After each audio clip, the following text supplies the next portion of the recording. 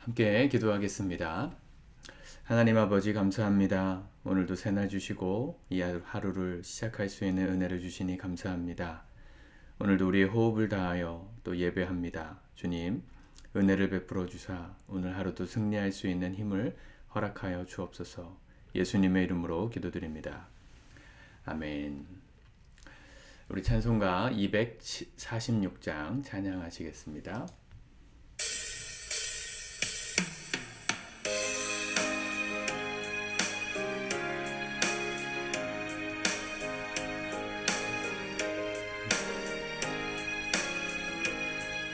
나 강한 성 귀한 성에 들어가려고 내 무거운 짐 벗어버렸네.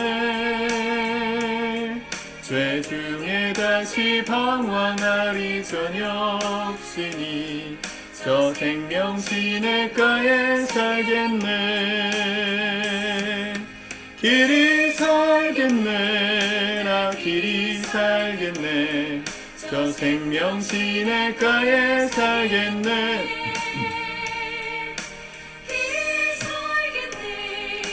길이 살겠네. 저 생명 시냇가에 살겠네.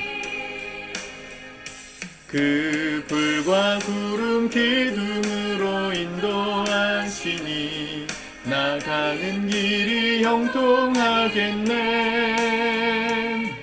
그 요단강을 내가 지금 건넌 후에는 저 생명 시냇가에 살겠네. 길이 살겠네. 나 길이 살겠네. 저 생명 시냇가에 살겠네. 길이 살겠네. 나 길이 살겠네. 저 생명 시냇가에 살겠네.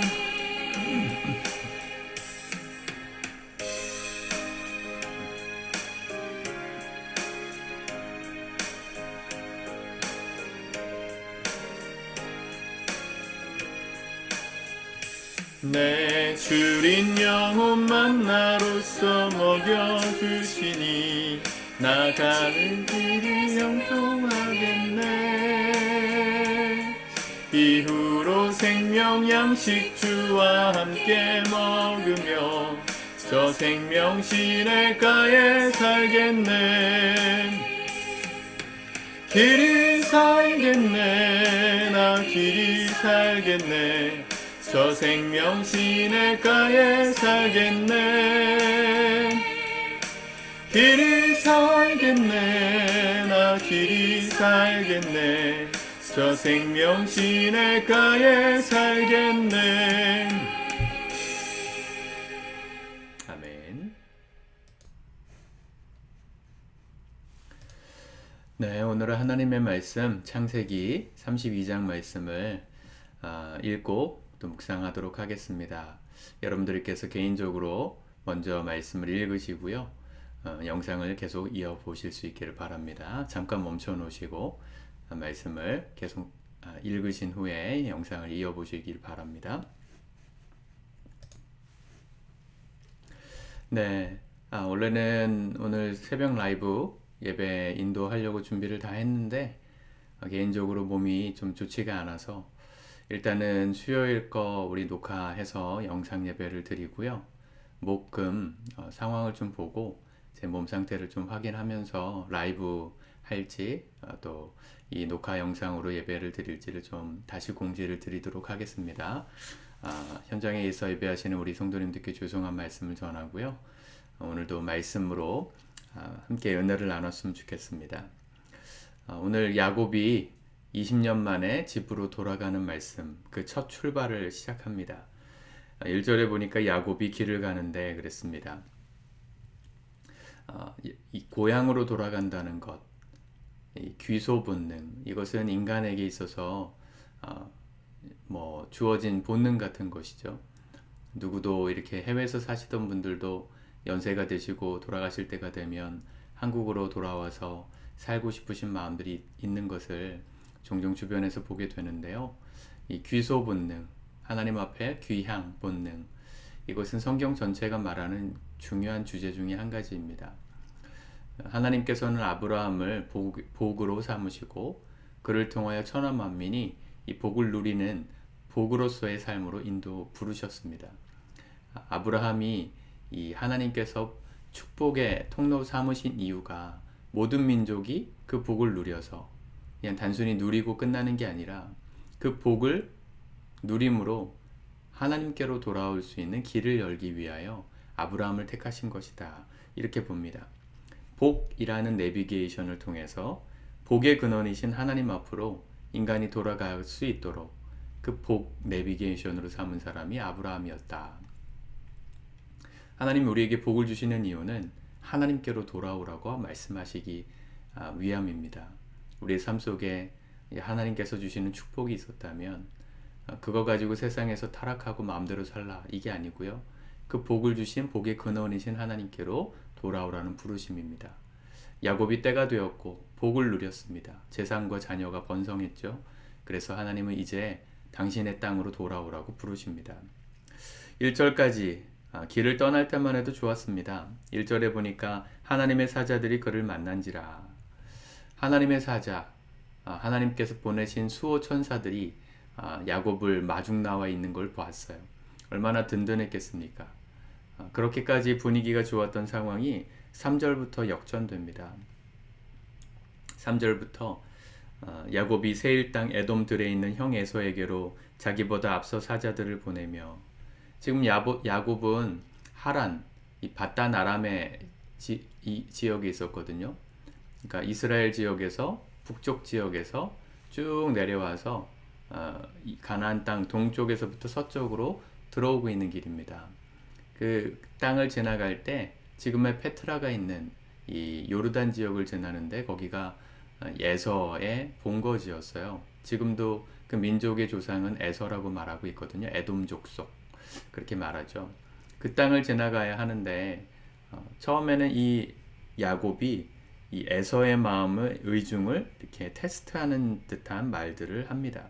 사람을 보내서 4절과 5절에 보면 사람을 보면서 내가 라반과 함께 거류하며 지금까지 머물러 있었사오며 내게 소와 나귀와 양떼와 노비가 있으므로 사람을 보내 내 주께 알리고 내 주께 은혜받기를 원하나이다 하라. 그 야곱의 마음은 형 에서가 20년 정도 지났으니까 이제 그때의 원한은 다 풀지 않았을까 해서 사람을 먼저 보내서 말았는데 그 사람이 돌아와 하는 말이 6절에 우리가 주인의 형 에서에게 이른즉 그가 400명을 거느리고 주인을 만나려고 오더이다. 400명이 말이 400명이죠, 여러분. 이 400명이라는 장정의 숫자는 그 당시 나라가 아직 확립되지 않았던 시대에 부족 간에 있어서 전투를 벌일 때 최대로 동원할 수 있는 인원이었다고 봅니다. 아브라함이 조카 롯이 이 세계 전쟁 가운데 포로가 되어서 끌려가는 걸 듣고 자신이 거느리고 훈련시킨 용사 318명을 데리고 기습 공격을 해서 데려오잖아요. 아브라함 시대 때도 세계 전쟁을 할 때 300명 정도의 병사를 동원할 수 있었는데 지금 400명입니다. 얼마나 두려웠겠어요. 하나님의 천사가 호위하는 걸 보면서 기세등등하게 이젠 좀 잊었겠지 하는 바람으로 출발했는데 야곱의 그 마음이 순식간에 변합니다. 7절 야곱이 심히 두렵고 답답하여. 다 잊었다고 생각하는 일이 누군가에게는 하룻밤도 잊을 수 없는 고통스러운 일일 수 있습니다. 바라기는 여러분들의 인생에 그런 과오도 남기지 마시고 또 그런 피해도 보지 않으실 수 있길 바라요. 시간이 지났다고 잊을 수 있을 것 같으면야 감사하겠지만 누군가는 단 하루도 발 뻗고 자지 못하는 분들도 있습니다. 여러분 내 마음대로만 상황을 해석하면 안 돼요. 언제나 상대방의 입장을 생각하고 고려하면서 인생을 사셔야 그래야 우리가 함부로 성급하게 경거망동하지 않을 수 있죠. 그렇게 두려워진 지점에서 야곱이 이제 하나님 앞에 기도하기 시작하죠. 이것이 야곱의 인생이 변화되었던 터닝 포인트였습니다. 평생 남을 속이고 이용하고 사기치던 사람의 마음에도 두려움은 있는 거예요. 다만 그 두려움을 들키지 않으려고 노력할 뿐 그 두려운 마음이 들키는 순간 사실은 자기가 모든 가지려고 했던 수많은 재산과 권력과 가족들을 다 먼저 내보내면서 비겁하게 제일 마지막에 남아있으면서 그 자존심을 지켰지만 결국은 그것이 드러나고 하나님 앞에 그렇게 고백하지 않습니까? 사실은 그때가 변화의 지점이라는 것이죠. 야곱은 지금 정직하게 자신의 그 내면과 직면하고 있어요. 두려운 마음을 숨기지 않고 하나님 앞에 기도하기 시작합니다. 그때를 기점으로 야곱이 변하는 겁니다. 24절에 보면 야곱은 홀로 남았더니 어떤 사람이 날이 새도록 야곱과 씨름하다가 홀로 남아있던 그 자리에서 하나님의 사자가 씨름하고 28절에 내가 하나님과 및 사람들과 겨루어 이겼음이라 다시는 야곱이라 부를 것이 아니요 이스라엘이라 부를 것이니 이렇게 말하잖아요. 야곱이 이름이 바뀌는 순간입니다. 이스라엘 민족의 이름으로 바뀌었어요. 우리 내일 조금 더 보도록 하겠지만 여러분 이 야곱이 지금 기도한 이 기도 하나님과 씨름하면서 자기에게 축복해달라고 했던 이거를 우린 간절한 기도의 모델처럼 보지 않습니까? 야폭강이라 그랬어요. 그 자리가. 야폭강은 그 요단강, 가나안 땅 한가운데를 지나가는 요단강에서 동쪽으로 이렇게 흘러가는 지류입니다. 지금 야곱이 이동하는 길 노선에서 요르단에서부터 이 요단강 지역으로 서쪽으로 이동할 때 이 야폭강 지류를 지나서 가야 요단강에 도착할 수 있었거든요. 이때만 해도 요단강 서쪽 지역이 가나안 땅이라고 생각하고 있었어요. 지금 거기 야폭강을 지나가고 있는 겁니다. 경계. 이 아버지의 땅과 이 형 에서 나를 죽이기 위해 기다리고 있는 그 위기가 있는 그 경계에 서서 야곱이 몸부림치면서 하나님과 씨름한 것입니다. 이게 우리에게 주는 상징입니다. 오늘 여러분 인생의 위기 가운데 이 경계에 서서 기도할 때 기도가 간절해지는 것입니다. 예수님도 이렇게 기도하신 적이 있죠. 십자가를 지시던 새벽에 겟세마네 언덕에서 땀이 피가 되도록 기도하시던 간절한 기도를 드리셨지 않습니까? 예수님 그때 간절하게 기도하신 내용이 뭐예요? 죽느냐 사느냐 온 인류를 위하여 십자가에서 죽으시느냐 아니면 이 십자가를 회피하느냐 죽음과 생명 사이의 그 경계의 기로에 서셔서 예수님 기도하셨습니다. 여러분 우리가 일생 가운데 변화되는 시점이 바로 이런 경계에 설 때예요. 어떻게 보면 그 경계에 서는 것이 우리에게 위기이죠. 내가 이루어놨던 것들을 다 잃어버릴지도 모른다는 두려움이 듭니다. 내 마음을 무너뜨리는 상황이 있을 수도 있습니다. 그런데 그 경계의 기로에서 갈등하며 기도할 때 드디어 하나님을 만나는 거예요.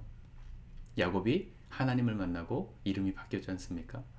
여러분 경계와 우리 삶의 위기가 닥쳐오는 그 순간이 너무 고통스럽고 두렵지만 그 자리에서만이라도 그때라도 하나님을 만나고 그분 앞에 기도하며 엎드릴 수 있는 사람이 축복된 사람, 복된 사람입니다. 목사로서는 수많은 선택의 기로에 섭니다. 많은 선택을 해야 되는 자리이죠. 매번 고통스럽고 괴롭습니다. 제가 이 새벽 영상 라이브 하냐 안 하냐를 가지고 오늘 하루 종일 고민했어요. 지금 퇴근 시간 앞두고 제가 녹화를 결정하고 녹화하고 있는데 이거 하나만 생각해도요 결정할 게 너무 많아요. 마음에 드는 여러 가지 생각. 목회자가 아프다고 예배를 안 드리면 성도들에게 이게 본이 안 되진 않을까 그런 생각도 들고 또 이 정도 아픈 것으로 내가 이렇게 타협해야 되나 싶은 자괴감도 들고 많은 고민들이 들거든요. 그래서 기도하는 거예요. 하나님께서 주시는 마음을 붙들고 하나님 내가 어떻게 해야 되겠습니까? 기도할 때가 있거든요. 근데 그 경계에 서서 기도할 때마다 하나님을 만나요. 하나님이 주시는 마음을 경험하고 하나님의 역사를 경험합니다. 내 지혜로 내 방법으로 풀 수 없는 문제가 하나님의 방법으로 풀려지는 그 순간이 이 경계의 기로에 서서 기도하던 그때입니다. 제가 개척을 고민할 때도 그랬고 또 예배당을 이곳으로 옮길 때도 그랬고 또 앞으로의 모든 과정들 속에 이 고민이 끝나지 않을 거라는 걸 압니다. 그 경계의 기로가 저에겐 또다시 두려울 것이고 힘듦이 되겠지만 그 경계의 기로에 서서 기도하지 않으면 제가 하나님을 경험할 수 없기에 하나님은 그 자리에서 우리를 기다리고 계세요. 여러분 인생 가운데 만난 어려움이 있습니까? 죽느냐 사느냐와 같은 생사의 기로 경계에 선 여러분들이십니까? 야폭강 나루터에 선 것 같은 그 경계에 서 계십니까? 거기서 기도하십시오. 하나님께 여쭈어 보십시오. 두려운 마음이 드는 그 마음 그대로 정직하게 고백하며 주님, 저에게 승리를 주십시오. 그렇게 기도할 때 우리와 함께 하시는 하나님을 비로소 만나는 겁니다. 우리 내일 조금 더 나누도록 하겠지만 이 이스라엘이라는 이름으로 바뀐 이 의미를 내일 우리 조금 더 나누도록 하겠습니다. 오늘도 경계에서 하나님을 만나는 축복이 우리 성도님들의 삶에 가득하시기를, 더불어서 추운 겨울에 건강하시기를 우리 주님의 이름으로 축복합니다. 기도합시다. 주님, 오늘 주님께서 주시는 마음을 붙들고 기도합니다. 간절히 기도해야 되는 경계에 서 있는 우리 성도들이 있습니까? 불쌍히 여겨주시고, 주님, 오늘 주님 앞에 겸손히 머리 숙여 기도할 때 우리를 만나주시는 하나님을 경험하는 오늘 이 하루 되게 도와주시옵소서. 예수님의 이름으로 기도드립니다. 아멘.